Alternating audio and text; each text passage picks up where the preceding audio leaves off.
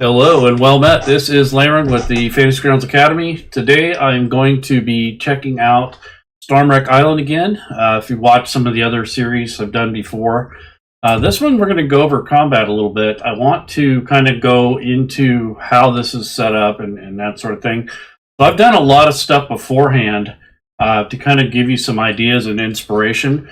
And no means am I trying to tell you how to run your game. You have to kind of do that on your own accord anyways, and I'm just kind of providing you a little bit of guidance with Fantasy Grounds, and of course we're kind of looking at the Stromwreck Isle starter box set. So if you're new to Fantasy Grounds, I would suggest picking that up or one of the other starter sets, and the reason being is that there are pre-gens that come with the adventure.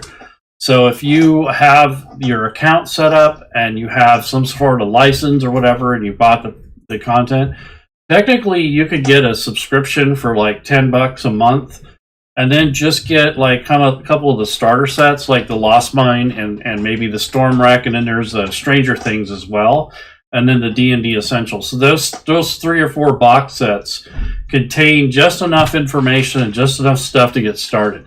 Most of the adventures for the official D&D content does not have any form of pre-gens, but these do. So if you want to add those to your campaign, once you've loaded your assets in the library, so if I'm going to go to the modules, and as you can see, I got some Rob 2E's coding effects in here. But beside that, I do have Stromwreck Isle, and then I have the player's portion of it loaded, which is what you would use for characters and character creation and such. I do have the Sword Coast Adventures Guide loaded just for some background information. And then I have the free SRD that comes with the Fantasy Grounds when you get the D&D 5e rule set. So the next thing is, and then I have some of the Sword Coast stuff loaded just in case I need to refer to something. But essentially, if you take away the Rob 2E coding effects and the Sword Coast stuff, I don't have a lot of stuff loaded. So it doesn't require you to have a bunch of stuff just to get started. It's a good way to preview the content without spending a bunch of money. So if you can afford, $30 plus another $10 for a month, this will give you a chance to check things out, to get to know it, see if you want to invest in it. And if not, you're out $40. And if you actually ask for a discount within 30 days, you'll get the discount from Smiteworks. They're pretty good about doing that. Now, if you buy it through Steam, it's another story. They have a different policy, so you'll have to check. But if you wait too long on Steam, or if you put too many hours into it, they probably won't refund it. So nonetheless, I've got these loaded, the Stromwreck Isle content, and I have a little bit of extra stuff loaded. Once that happens, then I set up my tabletop. I think in previous videos, I've already kind of gone over that, how I do it. Kind of lay this out a certain way every time, because it is essential that you learn to manage your desktop, and especially if you have a small monitor, it makes this very, very difficult. So if you can, try to use a larger screen. Something greater than 17 inches or above would be great. I know not everyone has that luxury, but it is something that you'll notice when you're using Fantasy Grounds that you'll run out of real estate pretty quick. So one thing to remember about Fantasy Grounds is when you open something for the very first time, if you've never opened the window, it's always going to open in the center. So if I'm going to click on this vehicle button, that's right smack dab in the middle. However, if you move this out of the way and you put it where you want it to open the next time, if there is a next time, once I close that and I go to open it again, it won't open up in the middle where I don't want it to open. So if you know that about Fantasy Grounds, you're already one step ahead of the game. It really helps to know that. It helps to mitigate, getting frustrated with the windows popping up in the wrong places, those sort of thing. So when you have a window open, such like this map or any other data window, when I close these things out, it's just basically going to pop up where I left it. So even the combat tracker, everything. So when I first start my session, it's going to be like this. But if I've taken the time to go in and move everything where I want it to go, when I actually go to start playing or looking at the content, when I open it, it's going to be where I left it. So if I click on all this stuff here, it's actually going to be right where I left it. And that's what you want. So when this comes up in gameplay and such, it's so much easier to get to this content. Another thing I've done is I went ahead and added all of the pre-gens that I was speaking about earlier onto the combat tracker and also onto the party sheet. So the party sheet allows you to keep track of the whole party as a group, and it's also where you reward experience points and quest rewards. You can set up your marching order here, which I've already kind of done here, and then you can also set up so you can have a store and essentially buy, sell, and trade through this interface. And then you have the main tab, which is your overview. So you put all your NPC or your players and NPCs on the combat tracker, and then all your PCs go on the party sheet. That's your first step when you're doing campaign. So I'm going to more or less cover combat more and not so much all this rambling and setup, but I wanted you to see where I'm starting from. The other thing is I've actually layered these PCs into a stack of cards, essentially. So when I open them, they're not going to be all over the place or in the middle of the screen. And then another thing I've done is I've kind of done a little bit of research and work on how I'm going to run this session. So what I've done is I made myself a little cheat sheet here. I used to use notes, but now I'm starting to use story entries, and the reason for that is I've given a lot of people some advice to use a note to keep track of their campaign, but if you go to export that, it doesn't export with your campaign. I never had any intentions to export, but some people do. So if you're going to do something like this, use a story entry and not a note to keep track of your campaign notes. So this is all my little shortcuts here that I set up ahead of time. So it's easier for me to access these, and I don't have to go digging through the interface to find out where it is. Over here on the right, I can collapse this area a little bit so I can have a little bit more room, a little bit more real estate. So you can actually move this stuff over if you need a little bit of room. And like I said, if you got a small monitor, it's kind of doing yourself an injustice. It's really difficult to use. The other thing is, if you got a huge screen, that may or may not be helpful either. It just depends on what content you're trying to use and what you're showing on your screen. So the first thing I would do is show this screen here to the players. You share images by right-clicking and going to sharing, and then you click the share record. And what that does is it pushes that image to your players. It'll pop up on their screen. Occasionally, you might have a player that has a problem with that, and that could be because their firewall or their antivirus, or maybe they're on a VPN. Whatever it is blocking the data, so they'll have to work that out. But nonetheless, once this image comes up, you can start narrating how you want. And on this particular map, this is the player's map, so it's fine to share this with them. And down here is a pin, which is the Clifftop Observatory, which comes up in Chapter 4. Chapter 2 is the Seagrow Caves, and then in Chapter 1 is Dragon's Rest. Now, in regards to the realms, or the Forgotten Realms, the Stromwreck Isle is essentially in or located off the Sword Coast. I think someone had placed it right south of Neverwinter or somewhere like that, but it's basically a little island off the coast. There is some lore and backstory that's kind of tied into the realms, but you can essentially plop this into any adventure you want. So if I click on Dragon's Rest, it brings up this first piece of the adventure, in which I've already sized and already got ready for this particular session. And now if I use the arrow at the bottom, it's going to keep this window the same size. If you go and click for the first time in the story elements area for under the stories, so if I open up the story entries, if there are any, it'll open these things up as individual windows in the center until I move them. So it's better if you get the first window up, get its size, and then use the arrow keys to navigate through, just like you would for turning pages. So you have a DM map too, which kind of shows you the numbered areas, and it has pins that are located to the different parts. See here, I didn't put this in where I want it, but essentially that's what you do before the adventure starts. But once I get this going, you would read the stuff aloud. So it says, your journey was uneventful, but the island, now visible off the bow, promises rare wonders. Seaweed shimmers in countless brilliant colors below you, and rays of sunlight defy the overcast sky to illuminate the lush grass and dark basalt rock of the island. avoiding the rocks up from the jutting ocean. Your ship makes its way towards a calm harbor on the island's north side. So they're talking about that area map. So now, once you have all this done, the preamble, you end up going to Dragon's Rest, which is the first location. And the map that's for the DM is not really meant for running the adventure. It's more or less for just reference for the DM.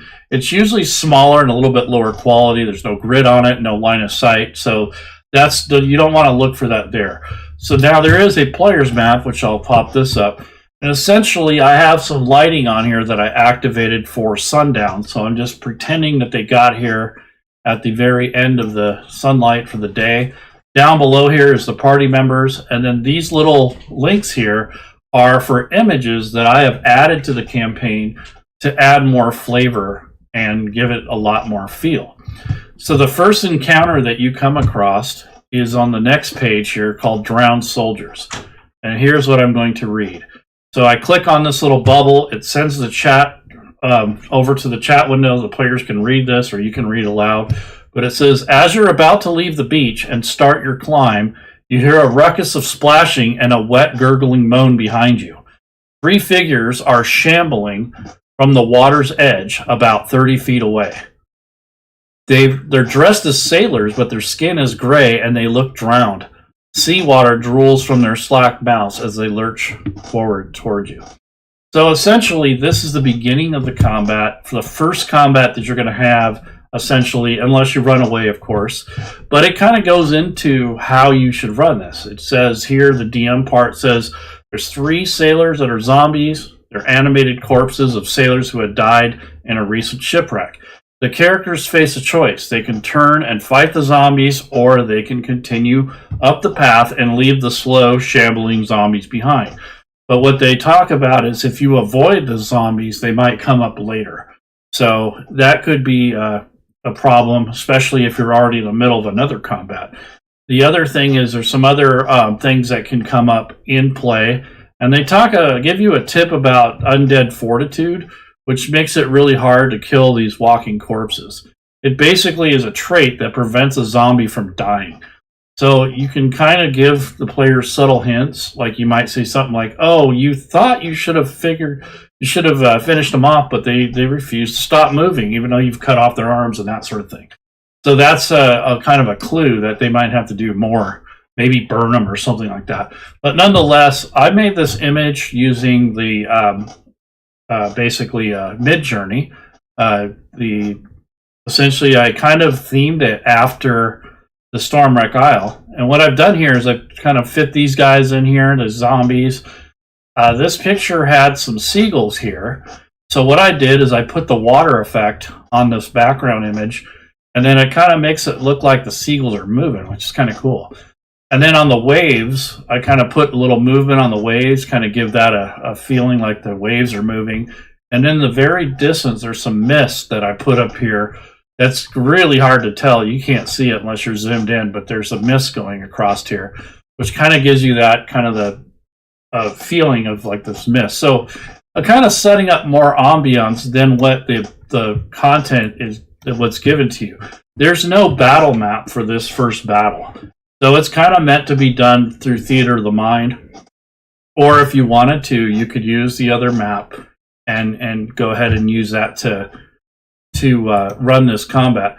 But I kind of changed it up a little bit. Instead of just doing that, I essentially made it to where I kind of have my own thing going on, because 1, there's no map, and 2, there's no handout or anything other than a picture of a zombie that doesn't even really match the description that they give you. So let me pull up the image of the zombie. So yeah, that's not too bad. I guess that could pass as a sailor, but this is the generic D&D 5e image. It may or may not work with the theme that you're working on. There's no background or anything. So this is kind of what they give you. And then they give you the beach map, which is the seashore.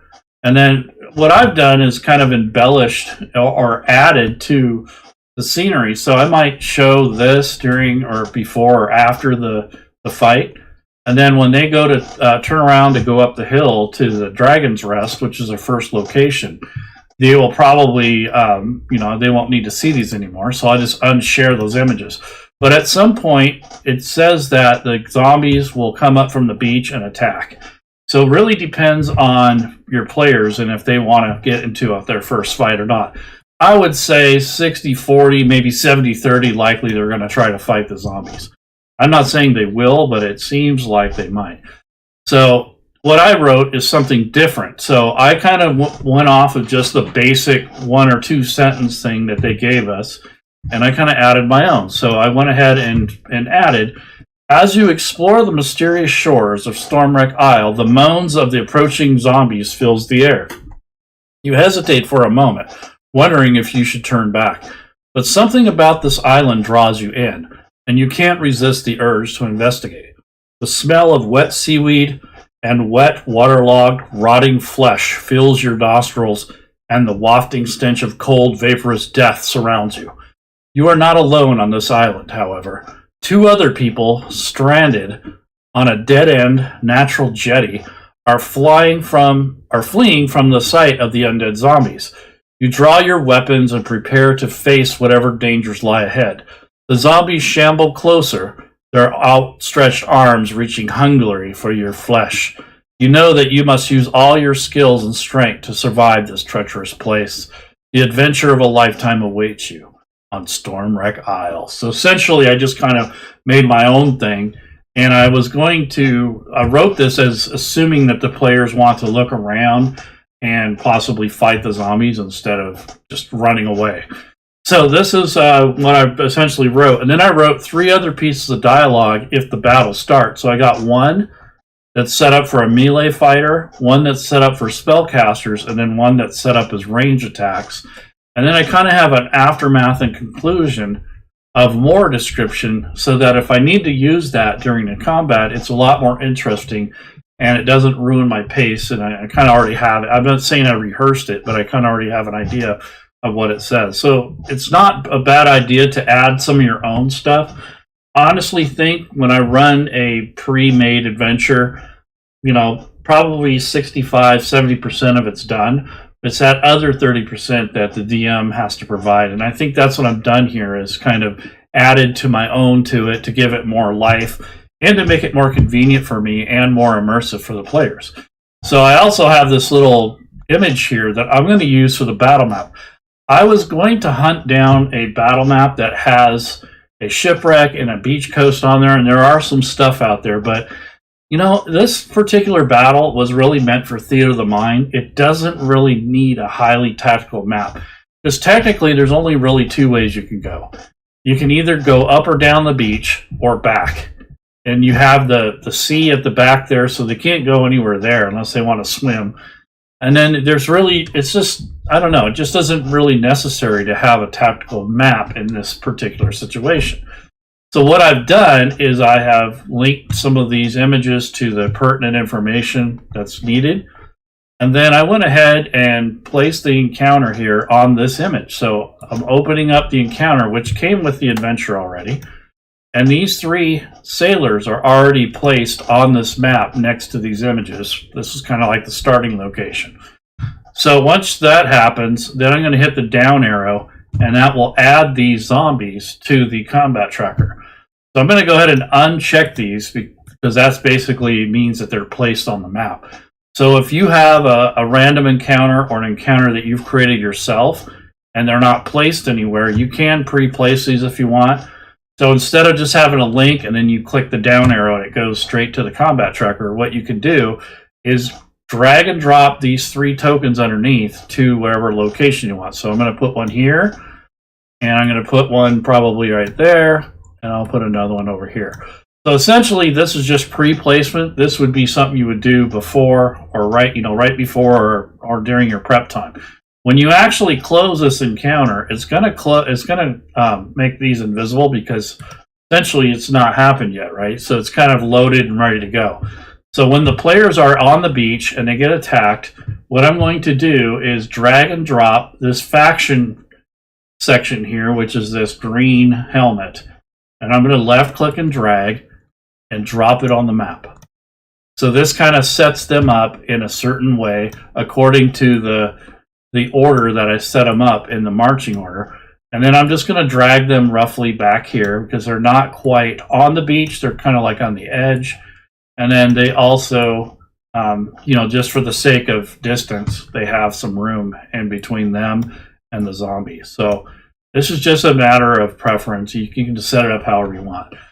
So now that the players are on the map, once this thing gets going, I'm going to ask, once I read that first passage, I'm going to probably ask everyone to roll initiative. So if that's the case, each player roll initiative. Fantasy Grounds will track that in the combat tracker. So as the GM, since I don't have anyone connected to the table right now, I'm going to go to Menu in the bottom of the combat tracker, go to Initiative, and then I'm going to roll initiatives for the PCs. So for right now, it's just going to be the player, so I'll go ahead and roll. And it reshuffles them and puts them in the order that they rolled.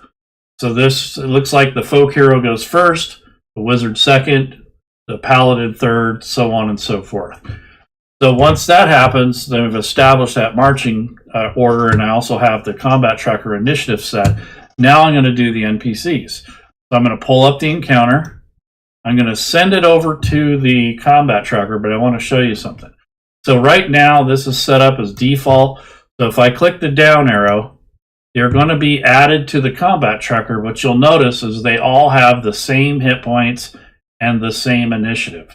And that is because they're all the same creature, and that is the way it's set by default in Fantasy Grounds.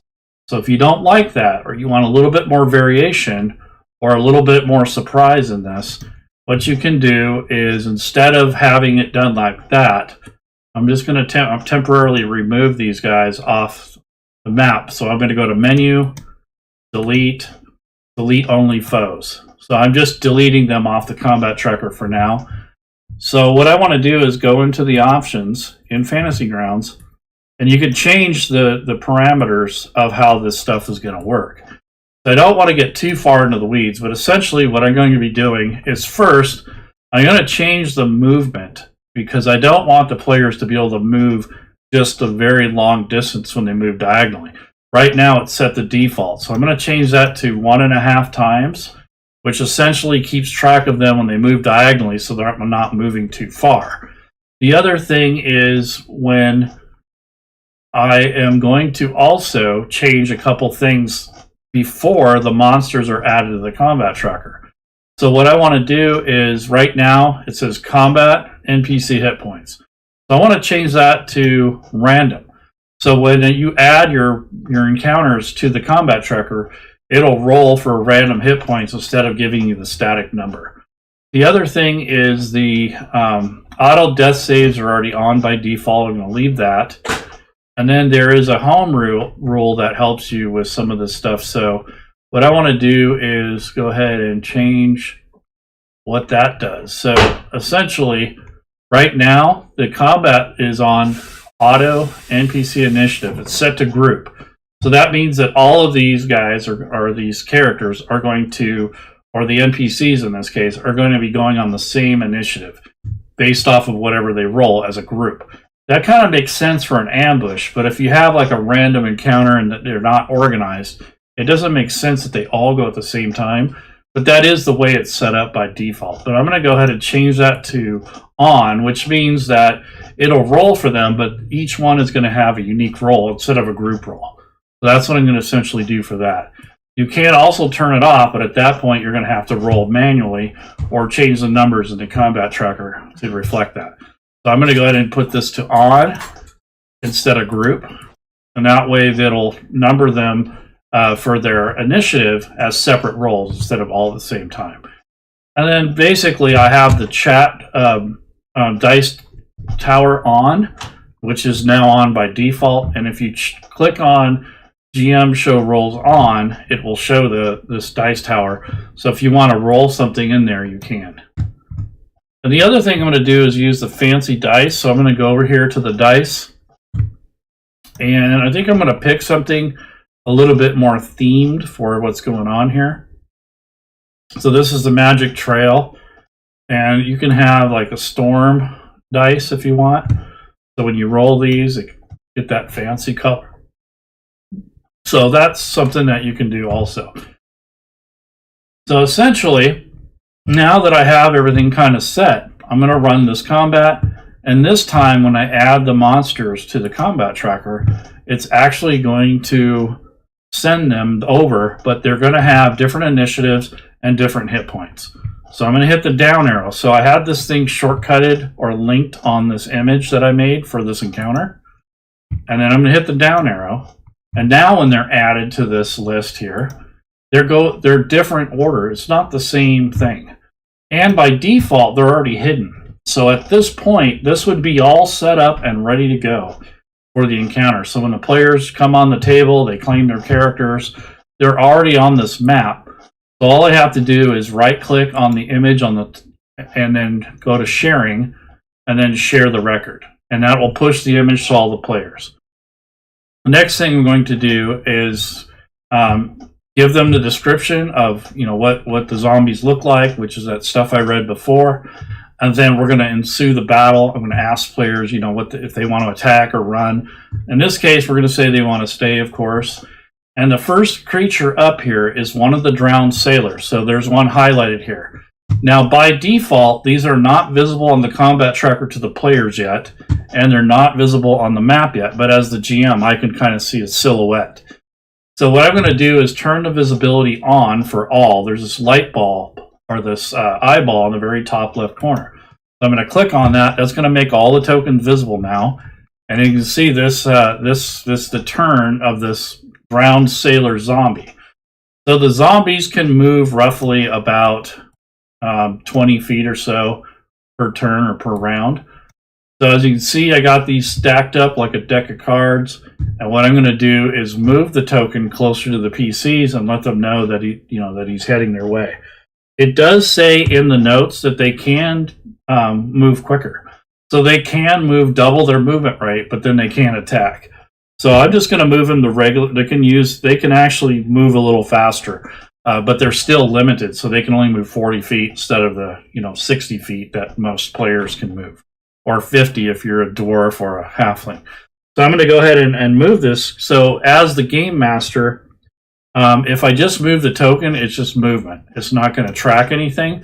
But if you want to keep track of how far you're moving it, you can hold the right Alt key, and then you can drag this. So I'm going to drag this to where it actually ends up reading 20 feet.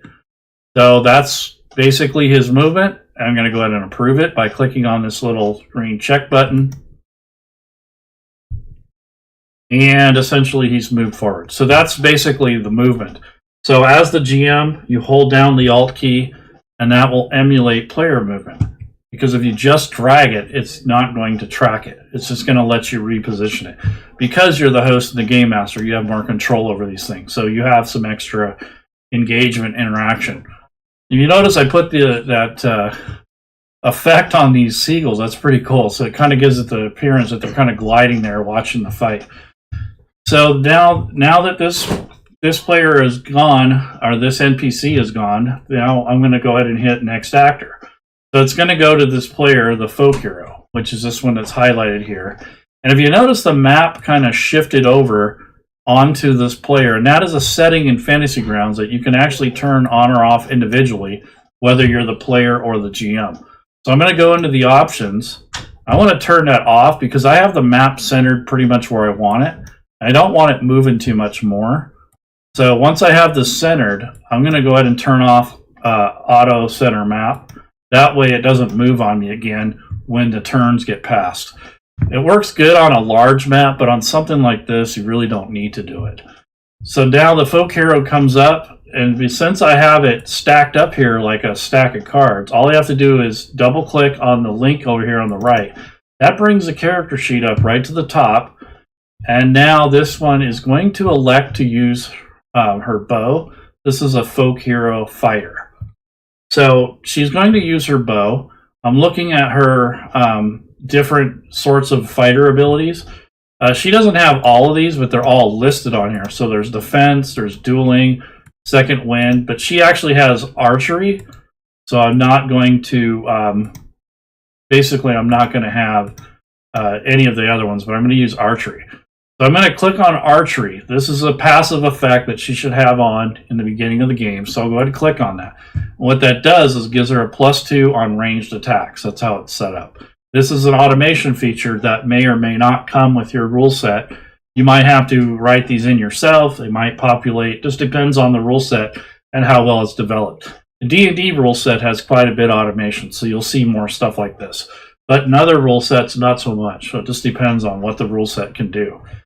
So now that she has the archery on, I'm going to target the zombie that she wants to attack. So she's going to attack one of the other ones, being that she has some melee guys up here. So she's going to attack this one that's to the over here a little bit a ways away. So she has a ranged weapon. I'm going to hit or hold the right control key as the player or GM, and I'm going to click on the soldier here, the drowned soldier. So I have first I have the folk hero claimed, and now I'm going to click and hold down the right control key, and it tells you it's 65 feet away. So that should be well within range. And if you're unsure, you can always look at the sheet here, the longbow. Look at the description. It says 150 to 600 for the ammunition and range, and it's a two-handed weapon. So that should work fine. The other thing that she has that might want to activate is the Fey Ancestry, which are basically just notes. They really don't do a whole lot, but they kind of remind you that you can't be put to sleep. And you get advantage on saving throws versus charm. So that's something else. If she was hiding, or if she had the conditions as the right thing, you could put on Mask of the Wild, which she can hide and be masked. So these are just passive abilities that you may or may not need to put on depending on the situation and depending on the character or NPC. So now that she has this drowned sailor targeted, now all I have to do is double click on the ranged attack, which is this bow. All I have to do is click on over here on the right where the dice is, where it says +5. Okay, so it rolls. It calculates her proficiency bonus and her +2 attack roll. She actually hit, so it tells you down here that was a hit. And I'm going to now double click on the damage, which is going to apply the damage. So this is nothing limits you from doing this. You can accidentally do it, and I'll show you what to do if that happens. So now that she has attacked and is successful, I'm going to double click on the 1d8 +3 piercing text right here and just double click. It rolls the dice plus the applicable bonuses. So it registers that this drowned sailor now has 8 points of damage. So that is how you do a ranged targeted attack. And then when you're done, if you don't plan on attacking this player or this creature again, or maybe it's dead, you can just hold down the right control key and target it or click on it again, and that removes the targeting. So you target stuff just like you would, and then you untarget it just the same way. Now you can see I have the status extension on, so it's going to put a little blood drop on this guy. So that is an extra feature that's not normally a part of Fantasy Grounds. I think in the future they might add that, but for the time being, this is an extension that you can get for free on the Forge. I don't remember the name of it, but essentially this is Matacure's status extension. So now that we have that, now what I'm going to do is pass the turn. So she's going to just, maybe she'll move a little bit. So she's going to move back. So again, I'm just going to hold down the Alt key as the DM and move her back. So she's going to move back 5 feet and call it good. So she's going to pass her turn. So now this other drowned sailor, now that it's been hit, it kind of woke it up. It's attracted its attention. So I'm going to have it move double its movement rate. So it's essentially going to do a dash movement in which it cannot attack in this round if that's the case. So I'm going to hold down the Alt key and move it double its normal rate. So it's going to move 40 feet. And then I'm going to go ahead and approve the movement. And that's it. So that is the turn of that particular zombie. So I'm going to hit the down arrow again for next actor. This time it's the wizard. So if again I click on her pin here on the right hand side on the combat tracker, it brings up her sheet. So she also has Fey ancestry, so I'm going to go ahead and enable that because she's an elf of some sort. And she has some cantrips and she has some different spells. So I don't think she's too concerned at this moment about her safety, but I could put on magic, our mage armor, or use a magic missile. So what I'm going to do is, or she can use one of these others like Shocking Grasp, Ray of Frost, Prestidigitation, or Mage Hand. So what I'm going to do is actually have her use the magic missile. So if you read the description, if you're the player or the DM, you can use it 3 times. Basically, you get 3 different magic missiles. So instead of dragging this over 3 times, the damage, because it's an automatic hit essentially, unless they're using a shield. So what I'm going to do is just pick up the dice by left clicking, and then I'm going to right click 2 more times because I get 3 missiles. And she's just going to put them all on this drowned sailor. So essentially, he took heavy damage. You got 8 points of damage on him. And you see he's a lot more bloodied than he was before because of the status extension that I have on. And he's getting hurt pretty bad. So he had 21 hit points, and now he's down to 16. So she's going to go ahead and move back 10 feet. So I'm going to hold down the Alt key and move her back 10 feet. So essentially that's her turn, that she was able to use the magic missile, pick a shot, and then step back. So that was her turn. So now here's the Noble Paladin. So being that he's already out front and that he's pretty much, almost like a tank kind of character, what I'm going to do is move him towards the drowned soldier. So again, I'm going to hold the Alt key. Now, if you're the player, you don't have to hold the Alt key. So I'm going to go ahead and move him the rest of the distance. And he does have a battle axe that he's going to use. So he's going to swing this battle axe at the drowned sailor. I'm not really going to target this guy. I'm just going to go ahead and just drag and drop the attack roll on the actual token itself. So I'm just going to go to his weapon here, where it says Battle Axe. I'm going to drag and drop the dice itself. I can either drag it on the token on the map, or if you know what token it is, Sailor 3, you can also drop it in the combat tracker. So I'll do that. I'll drop this first attack in the combat tracker, which is the same thing. So it's going to get dropped on this guy here. And it rolled an 18 plus 5, 23. So that's definitely a hit. And now I'm going to take the battle axe and I'm going to use it as basically a one-handed weapon because it is versatile. You can use it for 2 hands. However, he might have a shield. So let's take a look at his inventory. So if I go to his inventory, yes, he has a shield equipped. So you cannot use that weapon as 2-handed unless you drop the shield. That would also take away some of his armor class. So I'm just going to use it as one-handed. So I'll just go ahead and drag and drop this onto the sailor. And we'll see what happens. Or the drowned sailor, I should say. So he's now dying. And as you can see, the status here has changed to prone, unconscious. And then there's a skull and crossbone now where he's dead, essentially. So this is how the status might look. But you won't have this if you don't have the extension. So this is just a way to kind of figure out which ones are dead and which ones aren't. However, these zombies have this undead fortitude. So if you go and look at the actual stat block, it says if it's reduced to 0, it makes a Constitution saving throw with a DC of 5 plus the damage taken, unless the damage is radiant or from a critical hit. On a success, the zombie drops to 1 hit point instead. So I'm going to go ahead and do that. So I want to do a saving throw for the zombie. So here is the Constitution saving throw. It's right here in the stat block. It's this little S here. And then I need to add a modifier, which is the damage modifier. So it's 7. So I need to roll a 7.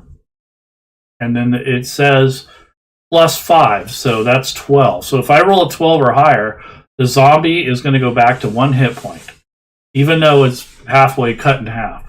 So what I want to do is first, I'm going to grab a modifier here. So I'm going to, in the modifier box down on the bottom left corner, I'm going to click on it, type 7. So that's going to add that to the roll. And now I'm just going to grab the save and drag and drop it into the into the dice tower, just so the players don't necessarily need to see the result unless you want them to. So this is going to be a Constitution save. So I'm going to go ahead and drag and drop this into the dice tower. And it's going to add in that 7. So he did save. So what I'm going to do is make some adjustments. First, under the effects, I'm going to remove the unconscious and the prone effect. And then I'm going to go ahead and reduce the wounds to 20. And essentially, he's not dead. He's just kind of laying there, going, trying to grab. And so the paladin is kind of like, what the heck's going on here? So he doesn't have another attack or a reaction. So he basically has done his turn. But he does say something, goes, hey, this thing didn't go down. It's still active, or it's still alive, or still moving around. So he warns the rest of the group that there's something going on here. So he's going to go ahead and pass the turn. Okay, so the cleric soldier here is kind of worried about that and says, wow, I've never really encountered anything like that. But he wants to cast Bless. It's going to cast a domain spell. It's still a first level spell. So I'm going to go ahead and click on the first level spell because he's going to be using that. And I'm going to hold down the right control key, and he's going to bless all of the squishy people in the group. So he's going to bless himself because he can do up to 3. So if I hold the right control key down, I click on himself, that's essentially going to target himself, and then he's going to target the Sage Wizard and the Rogue. So once I've done that, now I'm going to click on the effect, which is the Bless effect, and it also has a concentration effect on it. So I'll go ahead and click on that, and it applies the effect to all of the ones that he had targeted. And now that he's done targeting them, I'm going to hold down the control key and click on the tokens again, which will untarget since he's already applied the effect. So you don't need to keep it on the whole time, because the next time you do something, you'll forget. So if you target something and you don't intend on attacking them or do anything in the next round, it would behoove you to go ahead and untarget. So that is essentially his turn. And I'm going to go ahead and move him forward so he can assist the paladin. He's not scared. He's dealt with undead before. As a matter of fact, I might try to make him turn. We'll see. So I'm going to go hold down the Alt key and move him ahead. So he's going to stand next to the paladin and pull out his weapon. He's got a mace. He says, don't worry, I'll be with you. So essentially, he's going to assist the paladin. So that's his turn. So now we come to the criminal rogue. So the rogue is kind of freaked out. You say he has a little rock kind of that he's crouching behind, and then he's standing behind next to some allies here. So maybe he can get a sneak attack. So let's see. So if we go into, and he hasn't attacked yet, so this might be a good opportunity. The zombies may not have even noticed him. So if I go to his, if he rolled stealth, essentially, I would compare that against their passive perception. So I want to go ahead and do that. So I'm going to go ahead and roll naturally stealthy as part of his, basically it's part of his feature. So he's already kind of, you can attempt to hide by a creature at least one size larger. So he's next to both of these allies, so he's hidden. And then he also has the brave attribute, which I'll enable those. And then essentially what I'm going to do is set up the sneak attack and see if it'll work. So this drowned soldier over here, he's going to go ahead and do a sneak attack on. So I'm going to hold down the right control key and click on the drowned sailor. So first I need to claim the criminal's token, and then I could do that. So it's 60 feet away. There's no obstacles. So far, looks good. So I should be able to perform the sneak attack. So there is an effect here that essentially is sneak attack on turn, which essentially lets you perform the sneak attack, and then the sneak attack damage will apply if you hit. So I'm going to go ahead and double-click with the short bow. Let's see what happens. So even with a low roll, he had that +4 from the bless, and then his dex bonus kicked in. So he got 17. So that is definitely definitely worth the effort. And now I'm going to add the sneak attack bonus. So he gets an additional 1d6. So I'm going to click on that. And that's going to tell Fantasy Grounds to actually roll an additional dice for his sneak attack damage. And now I'm just going to double click on the damage. And it does roll the extra die here. So it did heavy damage to this individual here. It added the sneak attack damage. And now I'm going to untarget this drowned soldier. And that's his turn. So that essentially is the rogue's turn. I think he's going to move back 5 feet. So I'm going to hold down the Alt key, drag him back, and park him there. So he moved back a little.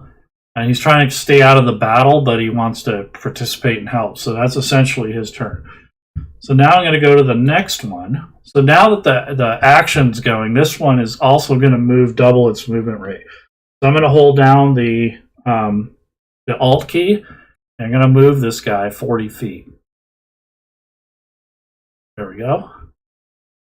And that's his turn. So you can't do anything else other than to try to catch up to the party. So now I'm going to pass the turn. So now we're going into the second round, essentially. And this is how combat essentially goes in at least the D&D 5e rule set. So we rolled initiative. We got everything all set up before that. And now it comes back to this drowned sailor, the one that's on the ground actually it's this one over here. He's not hurt yet. So I'm going to move him forward, but I want to show you something. So I'm going to move him as close as I can. So I'm going to hold down the Alt key, move him forward. So he can't move 30 feet unless he doubled his movement rate, but he's just going to move 20 feet. And that would be his turn technically. So I will just leave it at that. So he's basically moved forward, and that's his turn.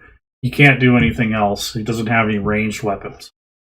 So the folk hero essentially is going to take another pop shot, but she's going to take it after the same drowned guy that was attacked before.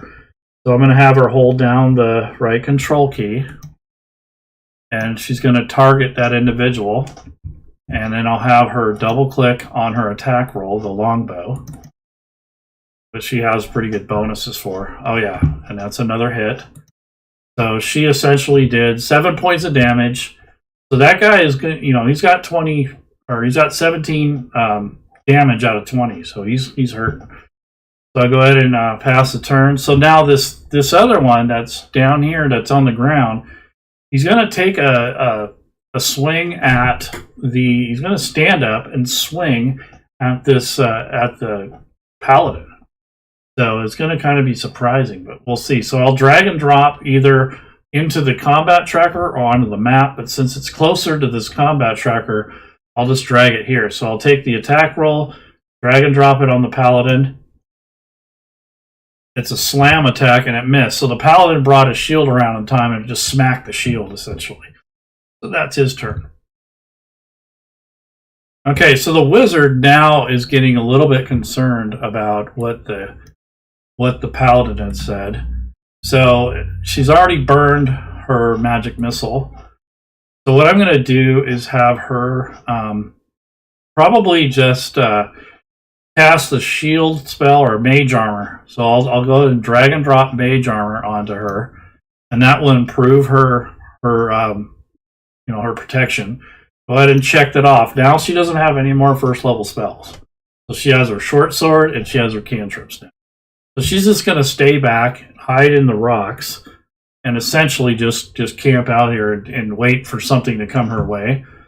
So that's her turn. She just casts that spell and kind of moves back a little into the rocks, and then she's going to just kind of hang out there until something attacks her. So the noble paladin goes, and he's going to return the favor to that zombie that was basically half dead or almost dead. So again, he's going to swat that, is going to try to hit it again because he doesn't know that it has that special ability. But he's going to go ahead and hit it, or try to. Wow, he actually hit. He almost missed. So he swings, and this zombie's kind of half there, half not. And essentially, I'm going to, instead of doing the damage, because he's only got 1 hit point, I'm going to do the saving throw at this point, because I don't want to go through and remove all that stuff if I don't have to. So if he doesn't, then he dies, essentially. So the damage, oh, he does have to roll the damage, though. You know what? I'm just going to drop it in the chat area. That way I don't have to redo everything. So what I'll do is I'll just take the damage from here and drop it in the dice tower. Okay, so it's a 6. So I'm going to put 6 here as the modifier, and then I'm going to go back to this drowned sailor and see if he saves. If he doesn't, then he's dead. But if he doesn't save, then I don't have to do all that other stuff. So I'm going to go ahead and kind of cheating a little bit. So I'm going to have him roll his save, his Constitution save. Drag and drop this in the dice tower, actually I'll just do this one in the open. Doesn't really matter. Oh, he rolled a 20 and he saved. So you know what? I'm going to give him 2 points just for doing that. So instead of having the dying, actually he doesn't get anything else, but he just doesn't, nothing happens to him, essentially. He just recovers. So I might actually recover 1. Heck, why not? So now he's got 2 hit points. So he's still hanging in there, which is amazing. All right, so the cleric soldier, I'm going to have him try to turn undead. So I'm going to go ahead and open up his sheet, and then I'm going to go over to his abilities here. I don't know what domain he is. Let me check here. So he does have, let's see, spell casting. He doesn't have his, let's see, doesn't have his domain listed here, which is kind of amazing. Yeah, he doesn't have a domain. How strange. So he doesn't have Turn Undead yet, so maybe it's a 2nd level feature for him or 3rd level, but nonetheless, that's what I would have had him do. I'm going to go ahead and do his Dwarven Resilience, because he is resistant to poison. And what I'll do now is I'm going to, no one's really hurt yet, so I'm going to save his magic for that, and I'm just going to do Sacred Flame. So I'm going to have him burn this other guy that's coming towards him.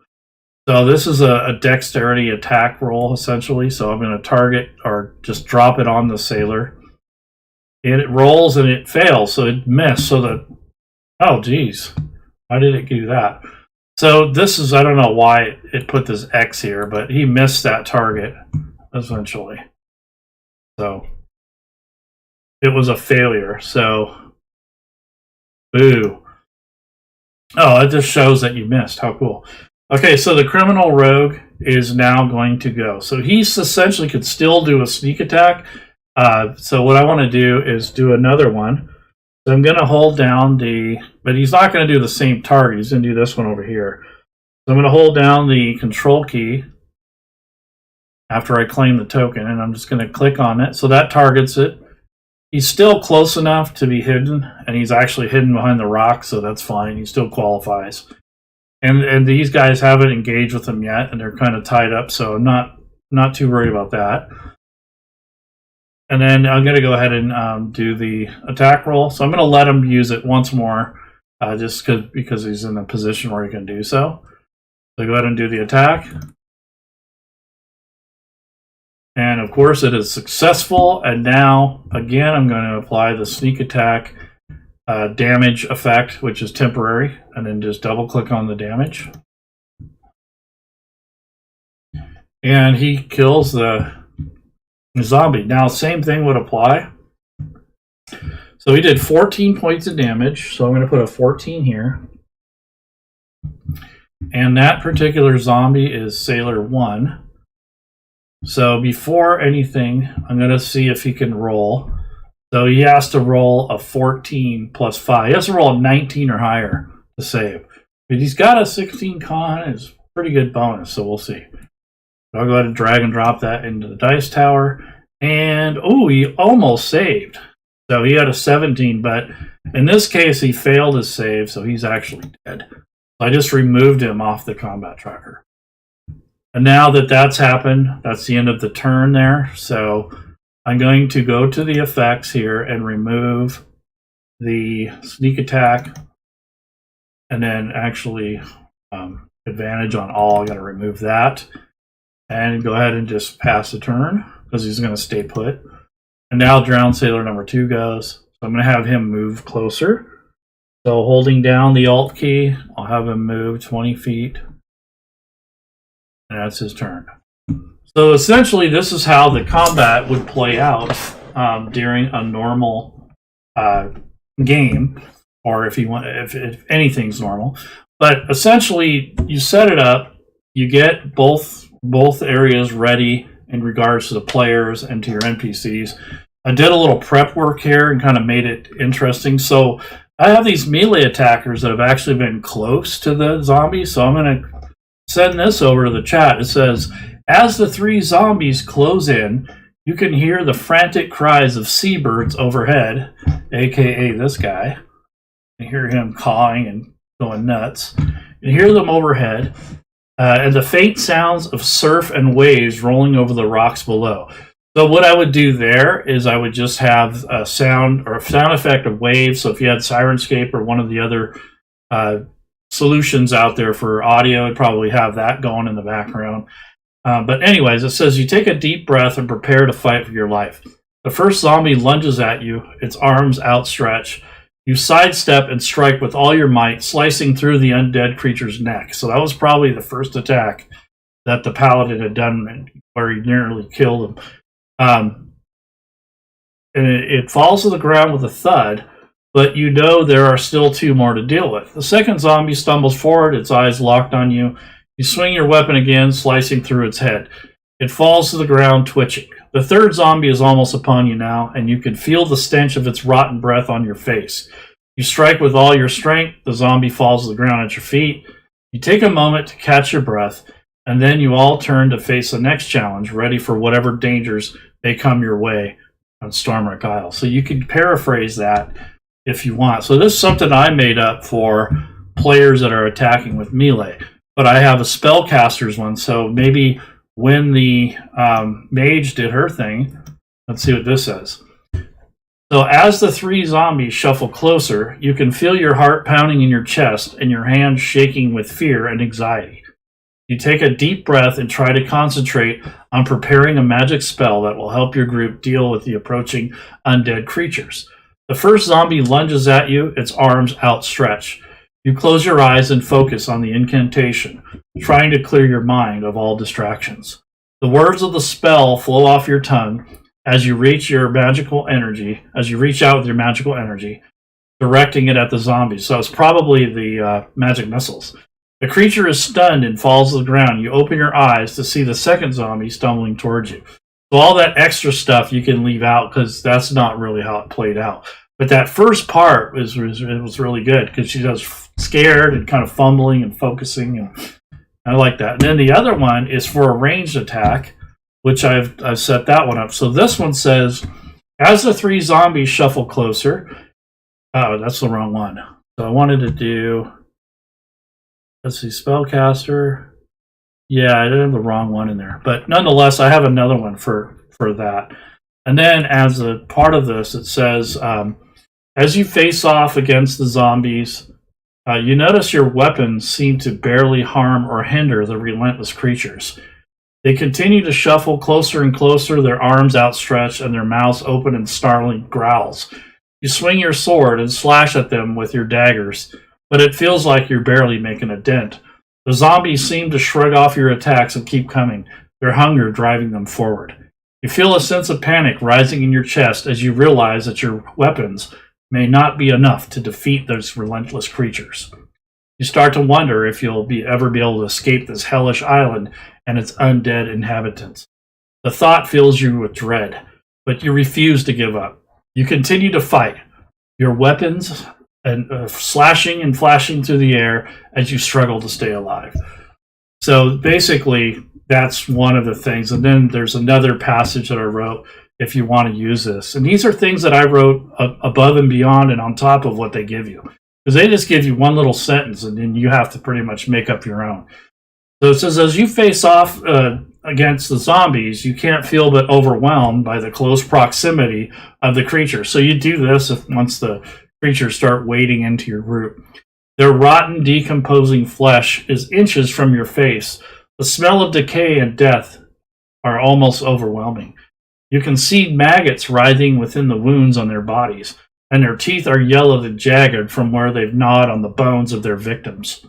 Tiny rock crabs poke in and out of the zombies' gurgling mouths as you fight, adding to the chaos and confusion of the battle. They moan and groan as they try to reach you, their outstretched fingers barely missing your skin as you dodge and weave, trying to keep them at bay. You can feel the heat of their breath on your face, and it's all you can do but not to retch at the putrid stench. You fight with everything you have, desperate to survive this close encounter with the undead on the rocky beach. So this is the rocky beach. I just use an image, place the characters on there. I unlocked the map and put my own grid on there. It's really not even a map, it's just an image, but it kind of gives you that flavor or that feeling or the immersion that you might want when you're actually doing this combat. But I think that's all I have for today.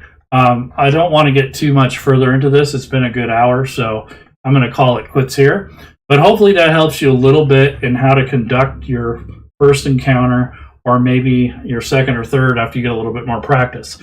I make this look easy because I've done this 100 times, but when you haven't learned where all the things are and you're still kind of new to the interface, it can be a little bit daunting. So just keep practicing and add your own things in as you go, as you get used to the content. Some people just play it straight through without adding anything. They just use the content that's there and kind of make things up as they go. And as you can see, I kind of added some things to make it easier on me. I kind of embellished what's already there.